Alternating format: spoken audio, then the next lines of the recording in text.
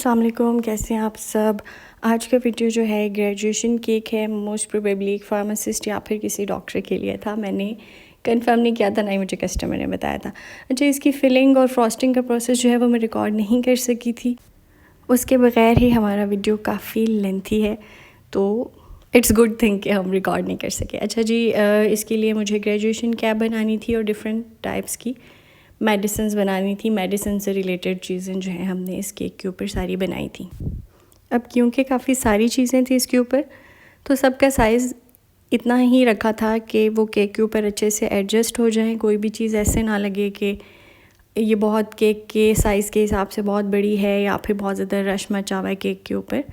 तो इसलिए सब चीज़ें छोटी छोटी सी बनाई थी। ग्रेजुएशन कैप भी छोटी सी बनाई थी और बाकी सब चीज़ें भी छोटी बनाई थी। उसके बावजूद भी मुझे थोड़ा सा प्रॉब्लम हो गया था बाद में एडजस्ट करते हुए। अच्छा जी, हबस का मौसम शुरू हो गया है। उफ़ तौबा, इस मौसम में फॉन्डेंट के साथ काम करना इज़ अ नाइटमेयर।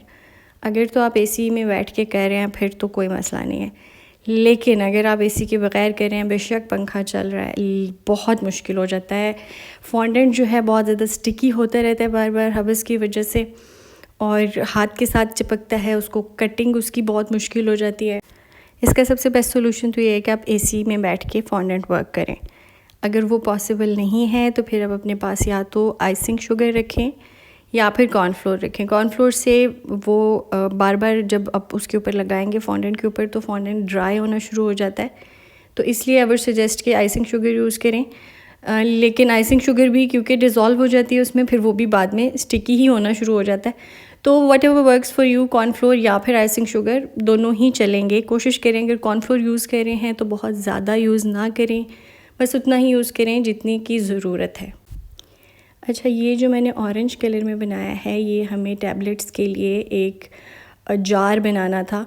अच्छा, इसको इस तरह से बना के मैंने उसके बाद उसके अंदर एक्स्ट्रा फॉन्डेंट डाल दिया था। उससे क्या होगा कि ये स्टेबल रहेगी इसको, क्योंकि हमने गिरे हुए पोज़ में रखना है।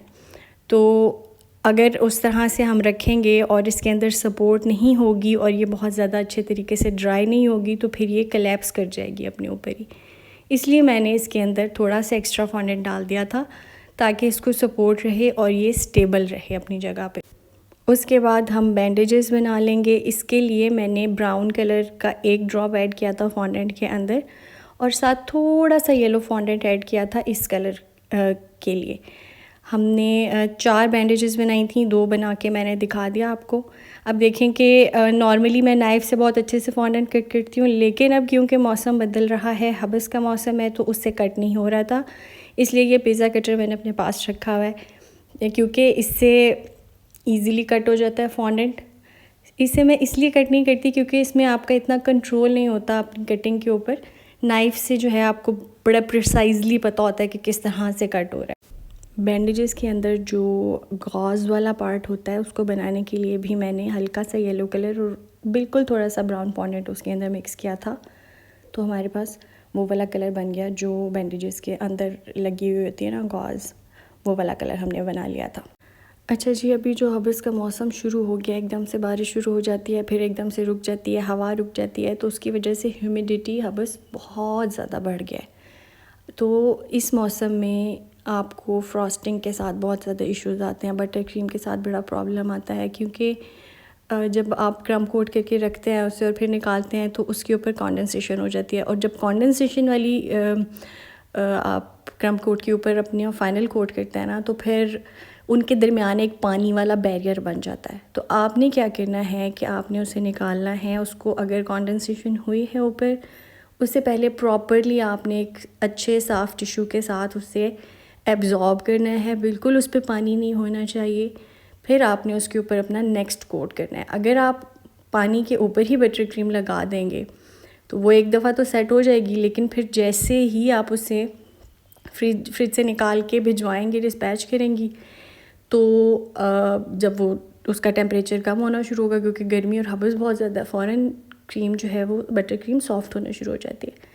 तो फिर क्या होगा कि वो जो दरमियान में एक बैरियर हमारा आया हुआ था ना पानी वाला, उसकी वजह से जो बाहर वाली लेयर है वो उतरना शुरू हो जाएगी। वो मेल्ट हो के ऊपर ही नहीं रहेगी, वो उतरना शुरू हो जाएगी। तो आपने इस बात का बहुत ध्यान रखना है इस मौसम में सर्दियाँ जो हैं वो बेकर्स के लिए फ़ेवरेट मौसम है। सर्दियों में कोई प्रॉब्लम नहीं होता, बड़े इजीली कम आइसिंग शुगर के साथ भी बटर क्रीम बना ले, अमेरिकन बटर क्रीम, कोई मसला नहीं होता। हर तरह की बटर क्रीम यूज़ करें आप सर्दियों में, there is no issue at all. हाँ, इस मौसम में थोड़ा सा आपको ख्याल करना पड़ता है, केयरफुल रहना पड़ता है। जब तक गर्मियाँ होती हैं तब तक भी इतना प्रॉब्लम नहीं है जितना इस मौसम में है।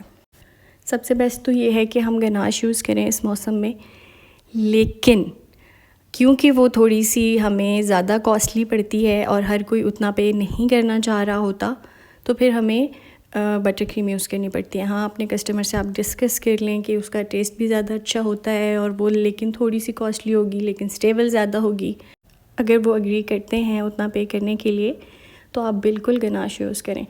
अदरवाइज़ ये थोड़ी सी एक जो आप टिप है इसका ध्यान रख लें। इंशाल्लाह बटर क्रीम कभी भी उतर के नहीं गिरेगी, कभी भी इस तरह का कोई इशू आपको नहीं आएगा।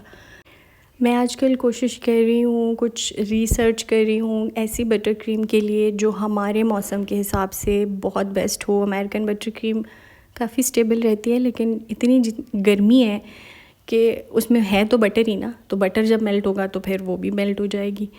तो मैं कोशिश कर रही हूँ कि कुछ इस तरह का मुझे फ्रॉस्टिंग मिले जो हमारे वेदर के हिसाब से बहुत ही बेस्ट हो, जिसमें कोई प्रॉब्लम ना आए। और इंशाल्लाह जैसे ही मैं सक्सीड करूँगी मैं आप लोगों के साथ ज़रूर शेयर करूँगी। आप लोग बस देखते रहें वीडियोस, तो इंशाल्लाह मैं आपके लिए कुछ ना कुछ ऐसा लेके आऊँगी जिससे हमारा ये मसला हल हो जाएगा। अच्छा जी, ये केक जो था ये 3 पाउंड्स में मैंने बनाया था और 7 इंचेस के केक पैन में इसे मैंने बेक किया था। ये चॉकलेट फ्लेवर में था। इसकी फिलिंग जो है व्हिप व्हिप क्रीम से और गनाश से मैंने की थी। गनाश को मैं व्हिप व्हिप के अंदर मिक्स करती हूँ। तो अगर मेरी व्हिप व्हिप जो है वो 250 ग्राम्स है लेट्स से, तो मैं उसमें 150 ग्राम्स गनाश ऐड करती हूँ ताकि अच्छा सा इंटेंस चॉकलेट फ्लेवर आए। केक को कवर करने के लिए मैंने अमेरिकन बटर क्रीम यूज़ की थी। उसकी रेसिपी मेरे चैनल पे अपलोडेड है। गनाश की रेसिपी मेरे चैनल पे अपलोडेड है। ये वीडियोस गनाश की और व्हिपिंग क्रीम के वीडियोस थोड़े से पुराने हैं। उस वक्त मुझे समझ नहीं आती थी अच्छे से कि मैं कैसे वॉइस ओवर करूँ, मुझे अभी भी समझ नहीं आती, लेकिन आई थिंक अब उससे थोड़ा बेहतर है। तो इन्हीं बातों के साथ हमारा जो केक है उसका लुक कंप्लीट हो गया है। देख लें, मुझे फिर थोड़ी एडजस्टमेंट करनी पड़ रही थी, चीज़ें थोड़ी ज़्यादा थी केक के साइज़ के मुकाबले में।